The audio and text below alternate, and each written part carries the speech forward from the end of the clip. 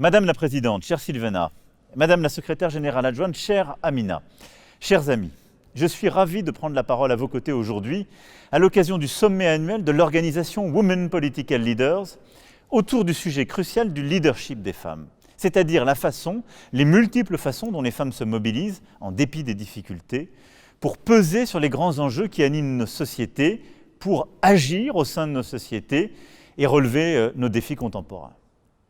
C'est, comme vous le savez, un sujet qui me tient particulièrement à cœur puisque j'ai décidé de faire pour la France de l'égalité femmes-hommes la grande cause de mon quinquennat.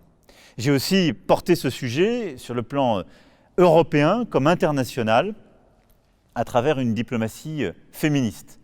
C'est d'ailleurs fort de cette conviction que nous avons, avec le président Macky Sall, coprésidé la conférence de financement du dernier partenariat mondial pour l'éducation.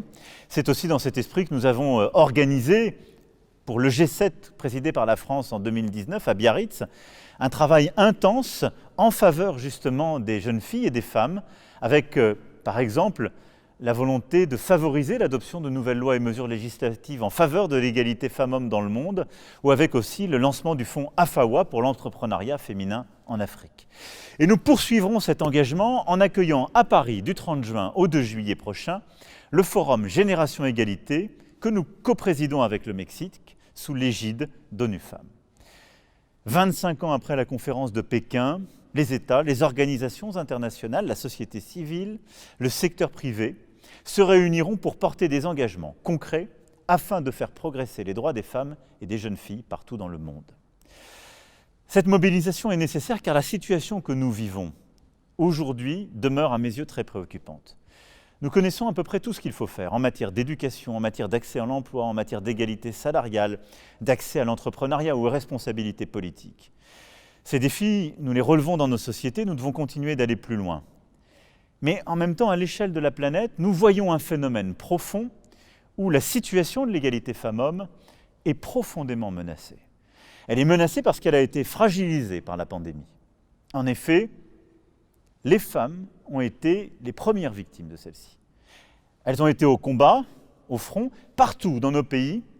Les emplois qui ont été les plus exposés, qu'il s'agisse de prendre soin des autres, de les soigner, d'éduquer, d'être dans les métiers de service, celles et ceux qui ont été au front durant la pandémie ont d'abord été des femmes, victimes au premier chef de ces inégalités. Ensuite, parce que la pandémie a accru les problèmes d'accès à l'éducation. Et dans toutes les zones où l'éducation des jeunes filles était un défi, celle-ci a encore reculé du fait de la pandémie et pendant le temps de celle-ci. Enfin, parce que les inégalités ont continué de flamber durant cette période et les femmes en sont les premières victimes.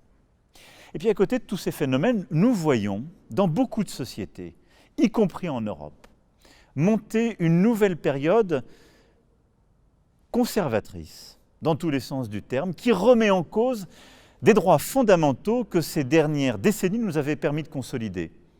Le droit des femmes à disposer de leur corps, le droit des femmes à avoir accès à l'enseignement supérieur, etc., etc. Et donc, les combats que vous menez, les combats que nous menons sont aujourd'hui plus encore essentiels qu'hier. Face à cela, la France se mobilise. Nous avons passé plusieurs dispositions législatives accroissant les contraintes pour l'égalité justement salariale, pour l'égalité dans les carrières, en portant des contraintes plus fortes sur nos entreprises, en mettant en place des dispositifs de transparence, en développant le name and shame. Nous avons passé une loi, nous sommes en train de la passer, conformément aux engagements de Biarritz, qui permettra aussi de renforcer l'égale représentation des femmes au sein du management comme au sein des boards. Et c'est cette même dynamique que nous voulons impulser au niveau européen. Sur le plan international, nous avons ces défis qui sont aussi à relever. Et justement, le Forum Génération Égalité que nous tiendrons à Paris dans quelques jours sera une occasion essentielle de relever ces derniers. Nous battre à nouveau pour le droit des femmes à disposer de leur corps. Je veux saluer à cet égard le courage qu'ont eu plusieurs dirigeants ces dernières années de passer des réformes qui étaient tant et tant attendues. Je pense à mon ami président d'Argentine qui a passé une loi courageuse, tant attendue sur ce sujet. Nous allons porter tous ces combats autour de la table pour recréer un agenda progressiste et féministe à l'échelle internationale. Nous ne devons rien céder à toutes les manœuvres de régression du droit des femmes aujourd'hui dans leur société ou à l'international. Ce rendez-vous, ce sera celui des combattantes de la liberté que nous devons soutenir, car leur combat est le nôtre. Celui qui fait que des femmes se sont érigées pour défendre leurs droits en Arabie Saoudite, en Iran, dans beaucoup d'autres sociétés. Elles ont parfois été reconnues par leurs dirigeants, et je m'en félicite, permettant d'avancer sur ce front. Mais ces avancées sont encore trop fragiles et nous devons là aussi les défendre. Et puis, c'est le combat sur l'éducation des jeunes filles et pour l'éducation des jeunes filles que nous allons reprendre. C'est pourquoi la France confirmera au Partenariat mondial pour l'éducation son engagement budgétaire, mais en le ciblant encore davantage vers l'éducation des jeunes filles, en particulier en Afrique et dans la zone d'Afrique subsaharienne. Tous ces combats sont essentiels aujourd'hui. Ce sont des combats pour la dignité de l'humanité, notre dignité.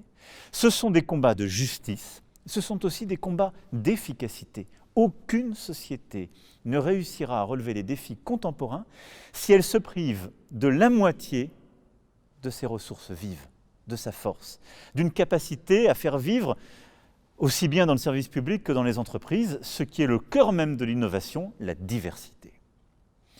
Tous ces engagements, évidemment, nous les transcrivons, je le disais, dans des lois, des engagements européens, des engagements internationaux, mais le leadership est essentiel, en entreprise comme dans la vie politique. Et votre rôle d'inspiration est essentiel. Bien évidemment, nous changeons des lois, des règles qui pendant trop longtemps ont été faites par des hommes et pour les hommes. C'est ce que je m'emploie à faire depuis 4 ans en France, ce que nous devons continuer de faire. Bien évidemment, nous devons continuer d'imprimer ce leadership féministe qui va permettre de corriger aussi des règles internationales qui fait que, pour certains, le bon sens, c'est simplement devenu le bon sens de la moitié de l'humanité, oubliant totalement ce qui permet aux femmes de réussir ou de prendre leur place dans nos sociétés. Mais au-delà de cela, nous avons besoin d'exemples. Pour réussir cette transformation profonde, pour aller encore plus loin dans l'éducation, la formation des jeunes femmes, il faut que ce leadership féminin s'installe, s'incarne, soit tangible. Et votre rôle est à cet égard essentiel. Nous avons besoin d'avoir de plus en plus de femmes qui prennent les rênes de société. La France est elle-même face à ce défi. Le CAC 40 français n'a quasiment aucune femme qui dirige une grande entreprise. Une seule, imaginez-vous. Et ce défi, nous devons continuer à le transformer. C'est la loi que nous allons passer, mais c'est changer aussi les esprits, la culture. Et c'est par l'exemple que, justement, ces lignées se bâtissent. Nous avons aussi besoin de bâtir ce leadership féministe dans la vie politique. Je me félicite de pouvoir accueillir à Paris beaucoup de femmes aujourd'hui chefs d'État et de gouvernement. C'est un modèle qui doit continuer d'avancer. Et je me considère moi-même, je l'ai dit à plusieurs reprises, comme portant cette cause. Et je suis moi-même profondément féministe, engageant l'engagement politique des femmes. Ce plafond de verre, vous avez montré qu'il n'était pas une fatalité. Chacune, dans vos engagements, votre parcours, et vous êtes ce faisant une source d'inspiration. Et je vous invite à continuer à faire savoir et à partager ce message. Et je vais juste partager une toute petite expérience avec vous. Quand j'étais candidat à l'élection présidentielle, on me disait que j'avais aucune chance, comme on le dit à beaucoup de femmes aujourd'hui, pour telle ou telle activité auquel elles aspirent. Mais surtout, je voulais profondément renouveler notre vie politique. Et au moment où j'ai voulu constituer une majorité au Parlement, j'ai fait un appel à candidature ouvert, en ligne. Et je me suis aperçu, au bout de quelques semaines, que les candidatures qui arrivaient ressemblaient terriblement au profil type des gens qui étaient déjà élus. Alors j'ai passé un appel simple, un appel pour que les jeunes femmes et les femmes françaises qui étaient prêtes à changer la société s'engagent dans la vie politique française. En quelques semaines, j'ai pu ainsi avoir autant de candidatures féminines que masculines. J'ai veillé à ce que nous jouions le jeu et qu'on ne mette pas les femmes comme on le faisait trop souvent dans la vie politique française, dans les circonscriptions où il n'y avait aucune chance.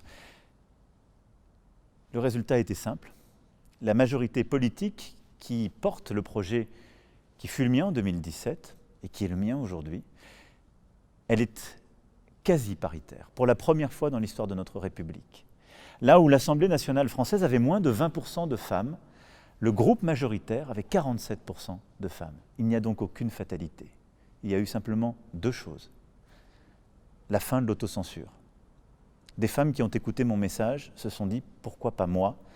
Et elles m'ont toutes dit ensuite, je ne pensais pas que la politique m'était ouverte, qu'elle était faite pour moi. La deuxième, la confiance.